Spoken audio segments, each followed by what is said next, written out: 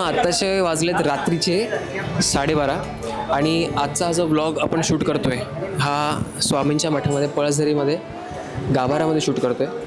Normal तुम्ही vlog भरपूर बघितले असतील, पण जो आजचा व्लॉग आहे हा ट्रॅव्हल व्लॉग, फूड व्लॉग किंवा कुठल्या ट्रान्सफॉर्मेशनचा व्लॉग नाही. हा डायरेक्टली आहे पळसधरीमधला स्वामींच्या मठातला व्लॉग आणि तो पण आज आपण शूट करतोय रात्री 12:30 वाजता. आता जस्ट पूर्ण प्रिपरेशन सुरू झालेलं आहे. आता ह्याच्यानंतर हळूहळू आपण बघणार की ॲक्च्युली स्वामींच्या मठामध्ये कशा कशा गोष्टी घडतात प्रकट दिनाच्या दिवशी. बिकॉज खूप सारे लोक असे असतील की जे घरून बघत आहेत, ज्यांना इकडे यायला जमत नाही, तर त्यांना ह्या व्हिडिओमधून बघायला मिळेल. ती पूर्ण फुलं वगैरे सजवली जात आहेत आणि ह्याच्यानंतर आता जप चालू आहे. जपनंतर काकड आरती असेल, अभिषेक असतील. मित्रांनो, आता हा जेवढा पोर्शन तुम्हाला शांत वाटतोय, ह्या जेवढ्या लाईन्स तुम्हाला वाटतात रिकाम्या आहेत, उद्या ह्याच लाईनमध्ये हजारो लोक इकडे येणार आहेत आणि हजारो लोक आल्यानंतर हा पूर्णपणे फुल होणार आहे, पूर्ण पॅक होणार आहे. अजून पण एकच वाजले, जास्त अजून लेट नाही झालाय. आता 2:30 वाजता जप थांबून पुढचे विधी स्टार्ट होणार इकडे. मठामध्ये एंट्री केल्यानंतर लिटरली पार्किंगपासून ते गाभाऱ्यापर्यंत कमीत कमी इकडे आता 100 लोक काम करत आहेत. आणि जसं 12 वाजून गेलेत तसे नवीन सगळे भाविक भक्तजन जे आहेत ते पण आता यायला लागलेत. आणि आता आपण उभे तिकडे स्वामींच्या आणि अन्नपूर्णा देवीच्या मूर्तीच्या इथे. आणि मठातलं वातावरण मित्रांनो असं आहे ना की किती माणूस थकून होते, की एन्झायटी, टेन्शन, डिप्रेशन काही असू देत, तो जेव्हा आतमध्ये इकडे येईल तेव्हा तो ऑटोमॅटिकली फ्रेश होईल आणि प्रसन्न होईल. आणि असं इकडेच एक वेगळ्या अशा वाईब आहेत. मित्रांनो, हे जे तिकडे समोर तुम्ही फोटो बघत असाल, हे आहेत दादा महाराज. जे दादा महाराज ज्यांना साक्षात स्वामींनी स्वप्नात येऊन दृष्टांत दिलेला किंवा त्यांना अशा गोष्टी सांगितलेल्या की माझं मठ इकडे तयार व्हायला पाहिजे आणि हे इकडेच अशी अरेंजमेंट झाली पाहिजे. स्वामी महाराजांच्या स्वप्नात येणं, या मठ उभारणं, ह्या सगळ्या गोष्टी खूप कनेक्टिव्हिटी आणि लिंक जोडणार आहेत. तर आत्ता थोड्या वेळाने आपल्यासोबत दादा महाराजांचे सुपुत्र जे आपले दादा आहेत ते आपल्याला अजून थोड्या डिटेलमध्ये या गोष्टी सांगणार आहेत की स्वामींचं मठ इकडेच तयार का झालं. ही खूप गोष्ट इंटरेस्टिंग आहे, मी ऑलरेडी ऐकलेली आहे, पण तुम्हाला पण आज ती ऐकायला मिळेल.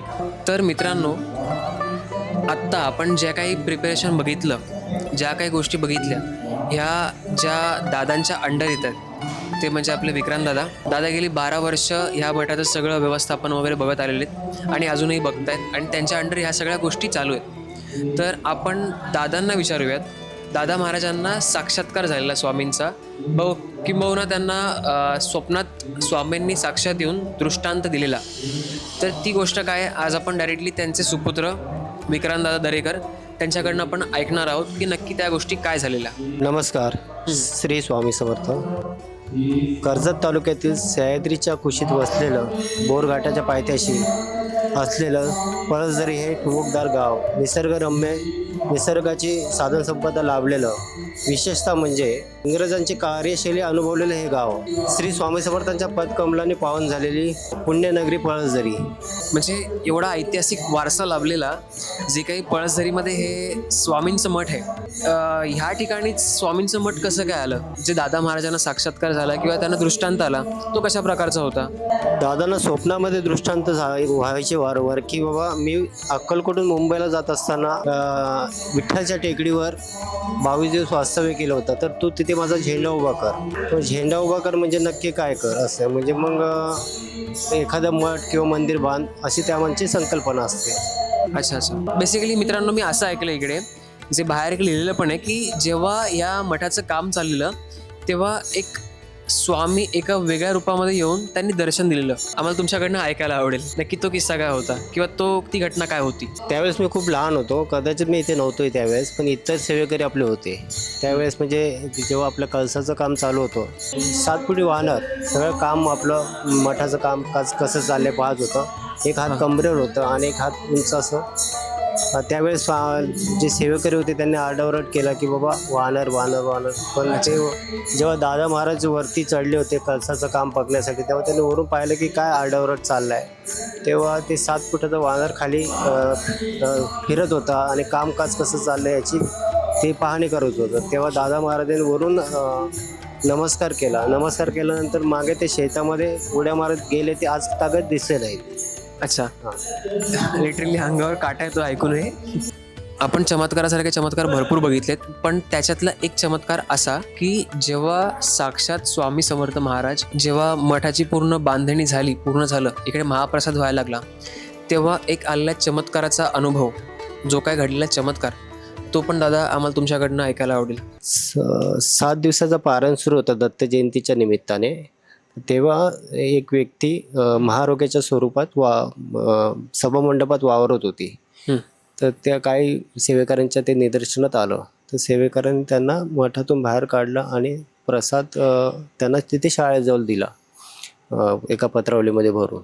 त्यानंतर मग त्याच दिवशी दुपारच्या वेळेस दादा थोडेसे वामकुशी घेत होते. तेव्हा त्यांना थोडीशी डुलकी लागली. डुलकी लागल्यावर लगेच दृष्टांत झाला की बाबा मी गेले 3 दिवस सभामंडपामध्ये महाप्रसाद घेत होतो, परंतु आज मला बाहेर काढण्यात आलं.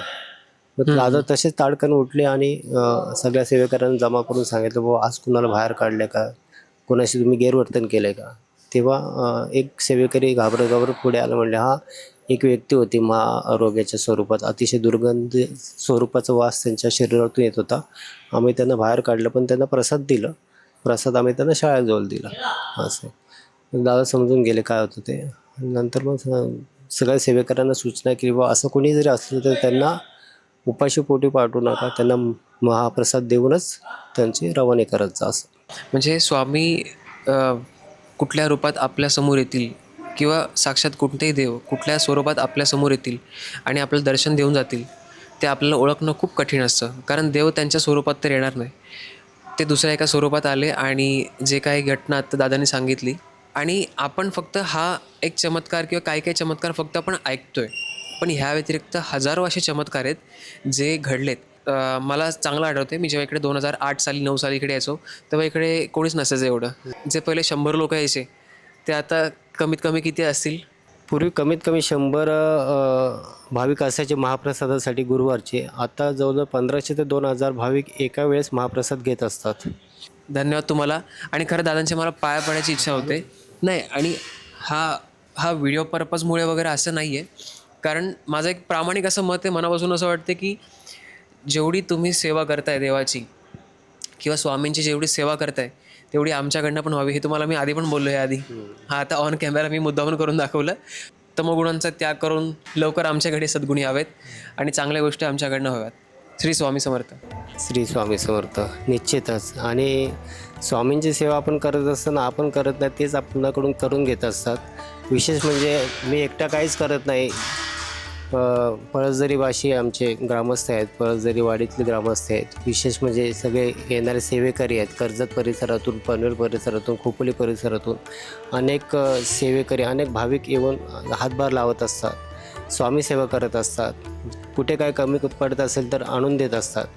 त्या माध्यमातून सगळी स्वामी सेवा होत असते. आणि निश्चितच आपण काहीच नाही होत, जे काय करत आहेत ते स्वामी करून घेत आहेत. आपण मात्र निमित्त असतो. आपलं कार्यभार संपलं की झालं. जोपर्यंत आपला कार्यभार नेमून दिलेलं स्वामींनी, तोपर्यंत आपण ते कार्य करायचं असतं. श्री स्वामी समर्थ. श्री स्वामी समर्थ. गुरुवारी दादा महाराज दारेकरांचे हे आसन आहे. इथेच बसून दादा महाराज भाविकांना मार्गदर्शन करत असतात. त्यांच्या काही समस्या असतील त्या सोडत असतात. दादाच नाही तर स्वामी महाराज दादांच्या मार्फत त्या भाविकांच्या ज्या काही शंका असतील, कुशंका असतील, काही अडचणी असतील त्या सोडत असतात. आणि दादांना स्वामींचा दृष्टांत असल्या कारणाने बऱ्याचशा भाविकांच्या, बऱ्याचशा व्यक्तींच्या समस्या इथून सुटल्या जायच्या. स्वामी समर्थ. श्री स्वामी समर्थ. श्री स्वामी समर्थ.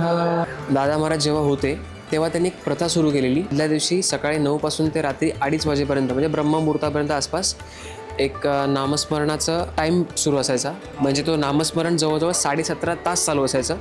ते अजूनही चालू आहे. आणि आत्ता जस्ट 2:30 पावणे 3 झालेत आणि आता ते नामस्मरण संपलेलं आहे. नमः सद्गुणदेवाय त्रिपुरान्तकाय नमो नमः भवभयहर करुणाकराय अनन्ताय नमो नमः. या गोष्टी सगळ्या मित्रांनो, ह्या सगळ्या गोष्टी बघण्यासाठी खूप भाग्य लागतं. आणि हे माझ्या इच्छेमुळे नाही होते, ते स्वामींची इच्छा आहे. त्यामुळेच ह्या सगळ्या गोष्टी स्वामी माझ्याकडनं करून घेत आहेत. मे बी आता काही वेळाने मला पण आतमध्ये येता येणार नाही, कारण गर्दी एवढी आता होत चालली आहे ना. पहाटे 4 वाजता पण गर्दी सुरू झाली ऑलरेडी. तर मित्रांनो, आपला वेट संपलेला आहे. तुम्ही आता डायरेक्टली स्वामींचं साक्षात रूप, स्वामींचा आरास तुम्ही डायरेक्टली बघू शकता. हे पूर्ण आरास, वस्त्रालंकार, स्वामींचा आरास बोला, ह्या सगळ्या गोष्टी करण्यासाठी कमीत कमी 4 तास गेलेले आहेत.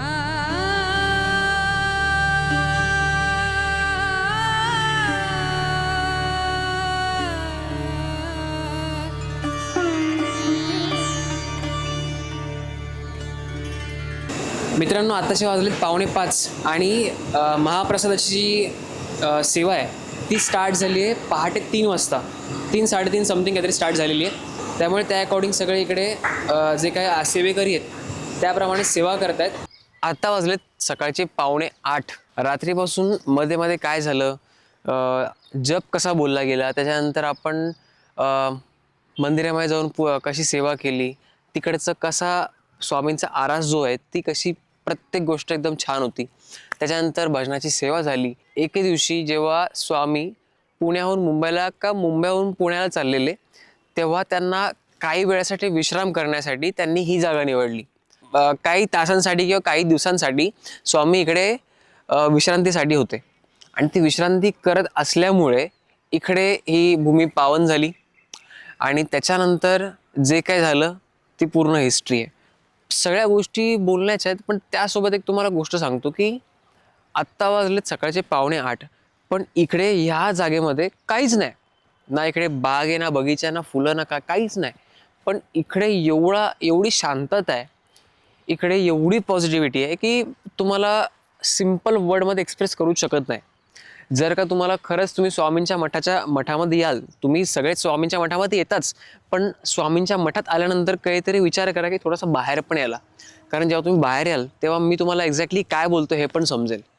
मित्रांनो, तुम्हाला माहिती आहे की हाच तो हॉल आहे जिकडे ॲट अ टाईम 1500 ते 2000 लोक ॲट अ टाईम जेवू शकतात. एवढा मोठा ह्या हॉलची कॅपॅसिटी आहे. स्पेसिफिक दिवस इकडे नाही आहेत. तुम्ही रोज इकडे आलात तरी पण तुम्हाला भोजन मिळेल आणि महाप्रसाद तुम्हाला रोज आलात तरी तुम्हाला इकडे महाप्रसाद मिळेल, अशी व्यवस्था इकडे ऑलरेडी करून ठेवलेली आहे. आता रिकाम्या असलेल्या ह्या महाप्रसादाच्या लाईन दुपारनंतर म्हणजे एक्झॅक्टली 12 नंतर वगैरे इकडे एवढी गर्दी असणार, ह्या सगळ्या पूर्ण भरलेल्या असतील.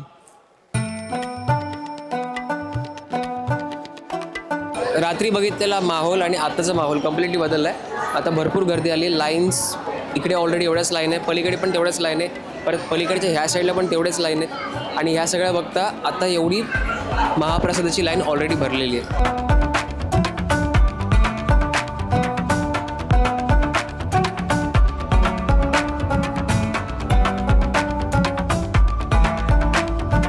तर आपला हाच सगळा ब्लॉग चालू असताना आपल्याकडे एक असे खास आणि प्रमुख पाहुणे आपण बोलू शकतो, जे स्वतः अभिनेते आहेत. खूप चांगले सिरियल्समध्ये त्यांनी काम केले आणि साक्षात छत्रपती शिवाजी महाराजांची भूमिका पण त्यांनी काही सिरियलमध्ये साकारली आहे. तर ते आज सर आपल्याकडे अभिजित श्वेतचंद्र सर आलेले. नमस्कार सर. आणि तुम्हाला काय वाटतं मठाबद्दल आणि तुम्हाला स्वामींबद्दल आलेली प्रचिती कशी आहे? स्वामी समर्थांच्या पळसदरी मठाशी माझं 4 वर्षांपूर्वीपासूनचं नातं आहे आणि आज स्वामी समर्थांचा प्रकट दिन आहे. त्या निमित्ताने मला इथे दर्शन घ्यायला मिळालं ही मी माझं भाग्य समजतो. कारण भक्तांची खूप गर्दी असताना सुद्धा त्यांचं आयोजन मठाचं म्हणा किंवा त्यांचं व्यवस्थापन इतकं चोख होतं की जेणेकरून कुठेही कोणाची गैरसोय झालेली नाही. त्यांचं जे अस्तित्व आहे ते कोणाला सांगण्यासारखं नाही, कोणाला सांगून ते सिद्ध करण्यासारखं नाही. ती प्रचिती प्रत्येकाला येत असते आणि मी स्वामी समर्थांचा पहिल्यापासून भक्त आहे.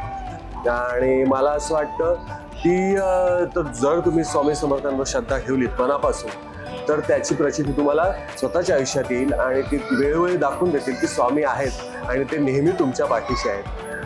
त्यामुळे स्वामी समर्थांवर माझं प्रचंड प्रेम आहे आणि भक्ती आहे, श्रद्धा आहे. आणि मला असं वाटतं ती श्रद्धा मला कोणाला सांगावीशी वाटत नाही, ती आपसुकच माझ्या आणि स्वामींमधलं ते नातं आहे असं मी मानतो. धन्यवाद सर. जे काही प्रकट दिन सोहळा आहे तो ऑन गोईंग चालू आहे. आता ह्याच्यानंतर आपली पालखी स्टार्ट होणार आहे. सर तुम्ही पालखी बघताय ना आता? हो. हां, तर आपण पालखी बघणार आहोत आणि त्यानंतर आपण बघूया पुढे पुढे अजून काय काय होतंय. आता पालखी आपली स्टार्ट झाली आहे. ऑलमोस्ट उंटावर पूर्ण सजवलेली पालखी, प्लस मागे उत्सव मूर्ती आहे. सजावटीमध्ये पूर्ण गोष्टी आल्या आहेत. आता फक्त एक गोष्ट कमी ती म्हणजे ढोल ताशा पथकाची. ते पुढे जाऊन आता जॉईन आपल्याला करणार आहे.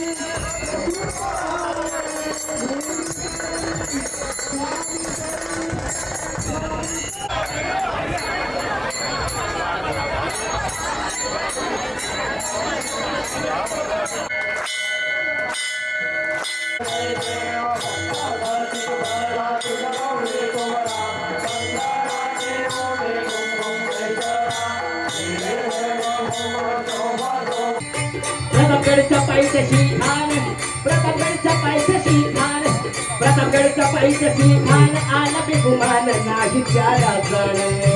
शिवाजी राजाचा करमती, शिवाजी राजाचा करमती, शिवाजी राजाचा करमती, त्याची नाही जाणीव शक्ती, त्याची नाही जाणीव शक्ती, त्याची नाही जाणीव शक्ती.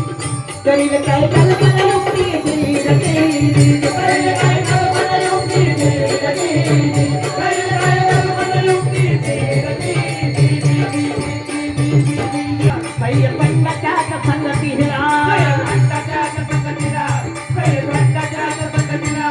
शिवबाच्या संगती महाला, शिवबाच्या संगती महाला, शिवबाच्या संगती महाला.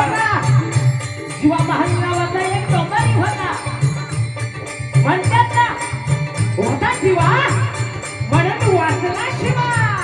शिवबाच्या संगती महाला, शिवबाच्या संगती महाला, शिवबाच्या संगती महाला. राजाला पाहून आपल्या शिवाजी राजाला पाहून काय म्हणतो कसा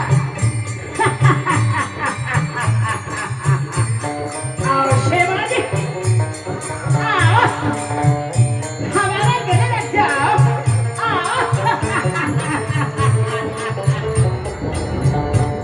खाना हाक मारतो हसरी, खाना हाक मारतो हसरी,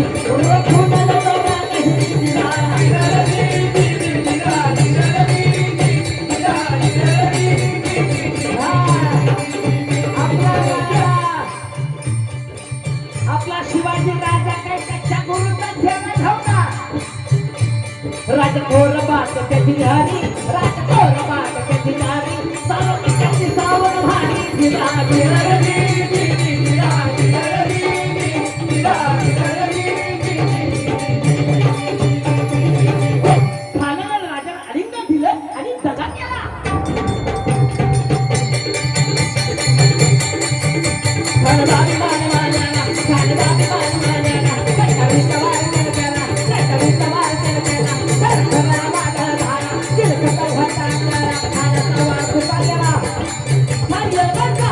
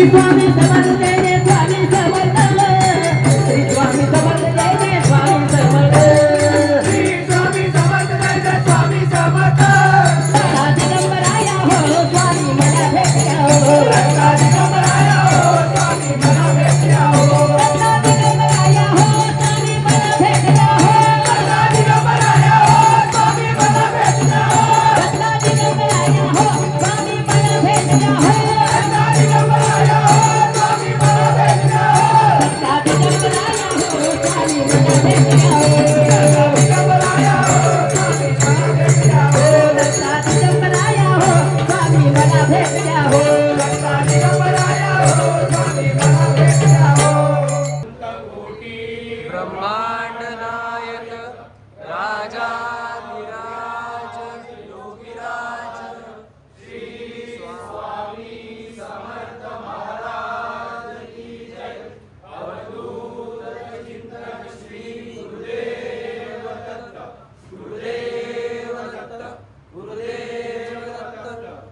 काल सुरुवात केलेली आपण रात्री 11:30ला जी काय आपल्याकडनं सेवा करायची ती, आणि आत्ता वाजलेत, थोडं झूम कर, आत्ता वाजलेत 20 तारखेचे 12:30, म्हणजे प्रकट दिन पूर्णपणे झालेलं आहे.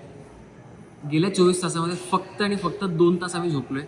खूप सेवा स्वामींनी करून आपल्याकडनं घेतलेली आहे सगळ्यांकडनंच. मी असेल, माझा कॅमेरामन शुभम असेल, विशाल असेल, विशाल असेल, शुभम असेल, शुभमला नंतर मी तर दाखवतो. तर ही केलेली सगळी सेवा स्वामींच्या चरणी अर्पण. आत्तापर्यंत ब्लॉग तुम्ही सगळ्यांनी बघितला असेल. हा ब्लॉग पूर्णपणे बघण्यासाठी आणि नेहमी येऊन मला उत्साह देण्यासाठी, नेहमीप्रमाणे एक लाख व्ह्यूज सहज करण्यासाठी thank you so much. Long content पण आता मी खूप जास्त भर देतो आहे, जास्तीत जास्त चांगलं करण्याचा. आजचा हा ब्लॉग कसा वाटला मला कमेंटमध्ये कळवा, आणि भेटूया एका कुठल्या तरी नव्या ब्लॉगला, एका नव्या कन्सेप्टसोबत. तोपर्यंत धन्यवाद.